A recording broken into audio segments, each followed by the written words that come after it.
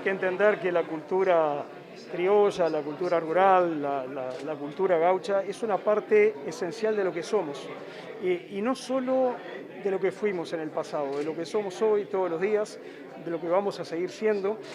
Nos tocó nacer en este rinconcito del mundo y no terminamos de entender quiénes somos, qué significa ser oriental, qué significa ser uruguayo, si no entramos en contacto con esa parte que es una parte esencial de nuestra cultura. A veces, desde la ciudad y especialmente desde Montevideo, se lo tiende a ver como una cosa un poco ajena, un poco lejana, con la que no tenemos mucho que ver, y no es así.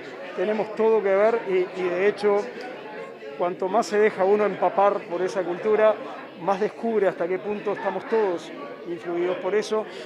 Sin esa cultura, los uruguayos no seríamos como somos, no nos distinguiríamos de otros como nos distinguimos. Y entonces la supervivencia de esa cultura, más que la supervivencia, el dinamismo de esa cultura, su enorme capacidad de pasar de generación en generación, de renovarse, de actualizarse, es muy digno de festejo. Y la Patria Gaucha, de algún modo, es la fiesta más grande que festeja justamente este componente central del Uruguay. Una fiesta que se hace desde hace mucho tiempo, que mueve a muchísima gente y que no nació por decisión de ningún gobierno, no nació por decisión de ningún grupo de funcionarios, nació por decisión de la gente. Y eso es lo que hace además que sea tan especial, tan rica, tan importante. Aprovecho para cambiarle de tema. ¿Cómo viene la previa al comienzo de año?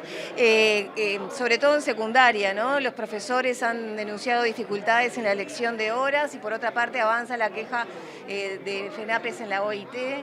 ¿Cómo está evaluando el clima? El comienzo de clases lo vemos con mucho optimismo.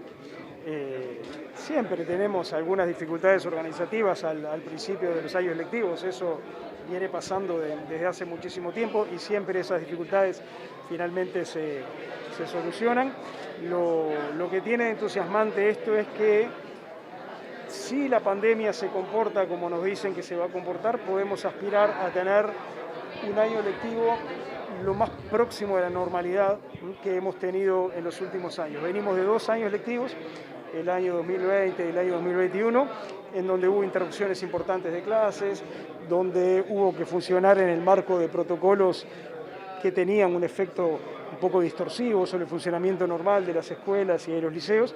Bueno, la gran esperanza en este momento es tener un año 2022 casi normal. Vamos a ver cómo evolucionan las cosas de aquí hasta marzo y vamos a ver cómo evolucionan después de iniciadas las clases, pero si bien estamos tomando todas las medidas para el caso de que la pandemia nos siga complicando, tenemos la esperanza de que rápidamente el año pueda encauzarse con total normalidad. ¿Ha decidido el Ministerio de Salud Pública para flexibilizar aún más el protocolo y asegurar aún más la presencialidad, por ejemplo? Bueno, esa es la voluntad de las autoridades educativas y esa es una voluntad que respalda el Ministerio de Educación.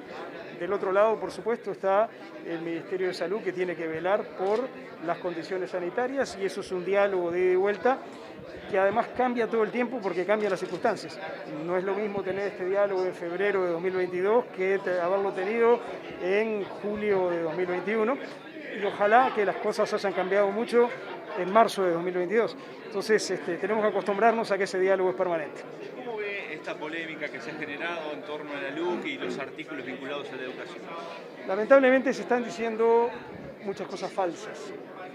Se está diciendo que la LUC elimina la obligatoriedad en los 3 años, y eso es mentira, y es mentira por una razón muy simple, y es que la educación de 3 años nunca fue obligatoria.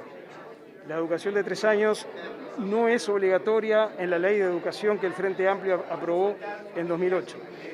La ley aprobada por el Frente Amplio dice con toda claridad que la obligación empieza a los 4 años, que es exactamente lo mismo que dice la LUC.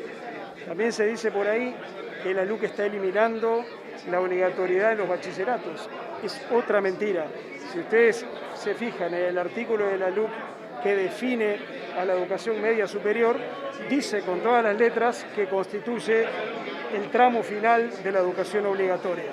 Entonces, lamentablemente, se están diciendo cosas que no son ciertas y bueno, insistiremos, aclararemos y repetiremos todas las veces que haga falta para que los uruguayos estén bien informados, para que los uruguayos no sean confundidos por mensajes que no son reales y para que podamos tener una elección, una votación en el referéndum fundada en información cierta, en información verdadera. Retomando el tema del principio, ¿cómo se está valorando la queja que hizo FENAPES a la OIT? ¿El Ministerio tiene que presentar algún informe? ¿Cómo sigue? No, la que tiene que responder es ANEP y eso está en manos de ANEP.